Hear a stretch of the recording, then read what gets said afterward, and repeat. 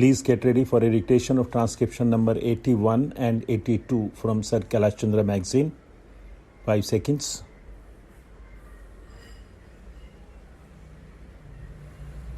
Start.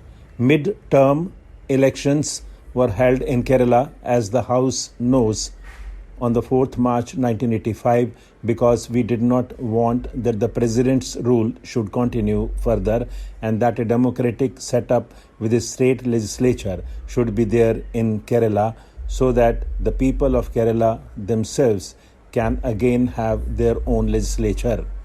As the House knows, according to the results announced, no party secured an absolute majority by itself and no party was in a position to form a government. Out of 133, the party which had the majority votes was the Left Communists, numbering 40. The next party having the greatest number was Congress with 36. The third was Kerala Congress with 23. Now, out of a total number of 133, the Left Communists had only 40 seats, out of whom 29 were at that time under detention. We therefore explored all avenues likely to lead to the formation of a stable government. The governor had been in touch with the various party leaders. From March 8 to March 16, he held detailed consultations with the leaders of the Communist Party, the Indian National Congress, the Kerala Congress, the SSP, and the Muslim League. The governor did not seek the views of the Right Communist Party of India, as they had secured only 3 seats out of a total of 113. The position that emerged from these consultations briefly was that although it was possible for him to negotiate with the various groups and individual legislators and evolve the basis on which a non-Congress government could be formed, the leaders of Kerala Congress and Muslim League made it clear to the governor that they would not join or support any ministry that might be formed or sponsored by the communists. The two major parties, Kerala Congress and Muslim League, said they would neither support nor join the communist government. Therefore, they could not work with the support of these two.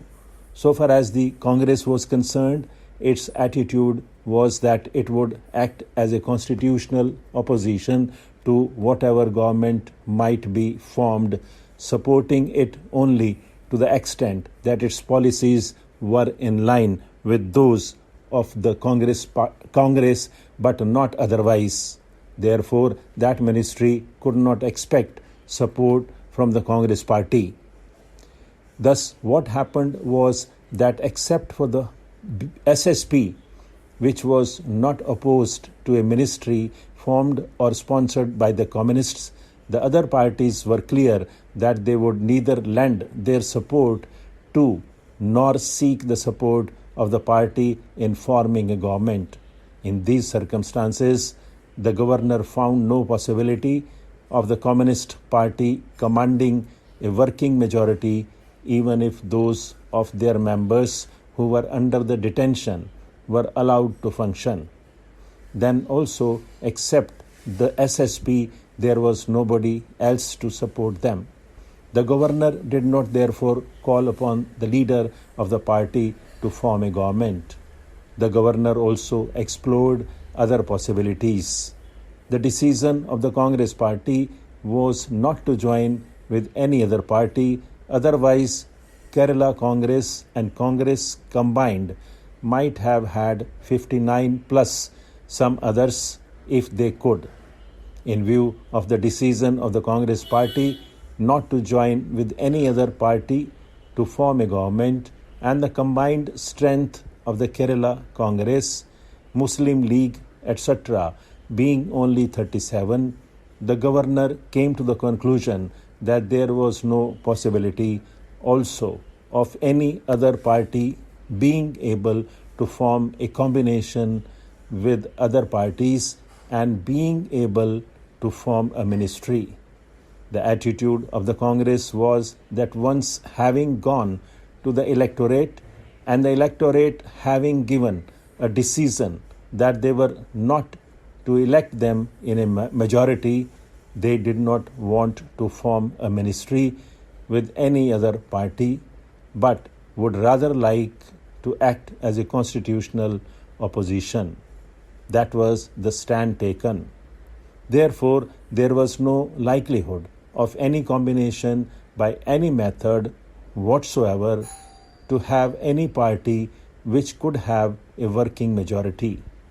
Accordingly, in his report dated 8th March 1985, the governor stated that it was not possible for a representative government to come into existence as a result of the elections to the State Assembly, and recommended to the President to issue a proclamation under Article 356 of the Constitution. After a careful consideration of all the facts, it was decided that the Vice President discharging the functions of the President should be advised to revoke the proclamation dated September 10, 1984, and issue a fresh proclamation assuming to the President all functions of the government of Kerala and all powers vested in or exercisable by the governor of the state. Accordingly, the proclamation was issued on the 24th March 1985, and a copy of this proclamation was laid on the table of the House. Madam, the unemployment question is a very vital question in the country, and though the government has been telling us what steps and measures are being taken, yet unemployment is increasing year after year. In the rural areas, unemployment and underemployment both are there. In the urban areas, those who get only some education do not get any employment.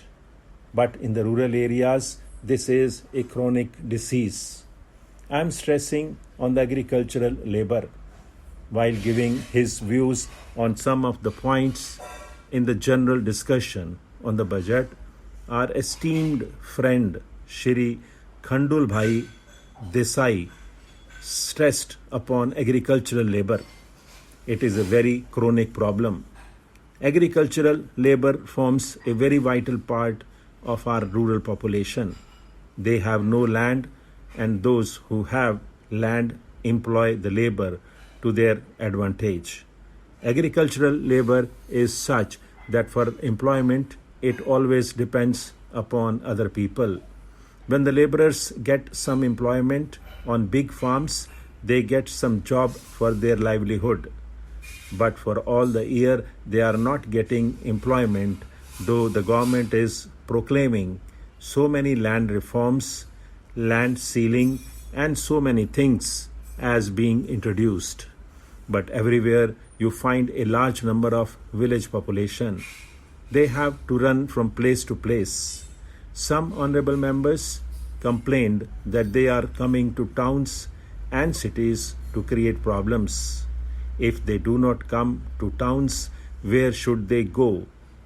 Unless they are employed, unless they are economically settled, they have to find some employment somewhere for themselves.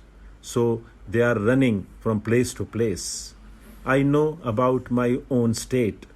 From my neighboring state, people are running there. Some get employment as tea garden labor, some in road works, some as rickshaw pullers. These people are running from place to place, but proper employment is not there. If this chronic disease is not manfully taken care of by the government, boldly taken care of by the government, if concrete schemes are not put up, and if people are not employed in them, we cannot boast of our democracy. We cannot say that we are doing so many things for creating employment. You know that there is the question of rural electrification. But what is being done? Here our minister was telling about 45 pilot projects that are there, but what are they for this vast country? What can be done by these projects? The Planning Commission is doing many things. There are many plans, but how far are they being achieved? How far are they being implemented? How far has unemployment problem been solved? These are to be seen. 45 projects will not do to serve the vast population of this country. It is a gigantic problem. So, my submission is, unless you take concrete steps and devise concrete schemes to develop industries in the rural areas, things will not improve. Madam, you were pleased to intimate in this connection that the Khadi and Village Industries Board is doing something. But what do? They have asked the states to survey the areas and find out the industries that can be taken up. I know about my own state. There are also